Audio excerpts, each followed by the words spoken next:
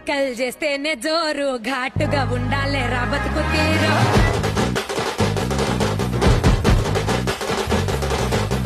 నల్లి బొక్కలు చూస్తే హుషారు ఏం తింటావు రా ఉప్పు లేని పప్పు షారు కోసి కొంగడి మా కట్టు బొట్టు ఎట్లయితే గట్లయితే చూసుకుందాం పట్టు అంబలి గట్క మాది రాసా పుటక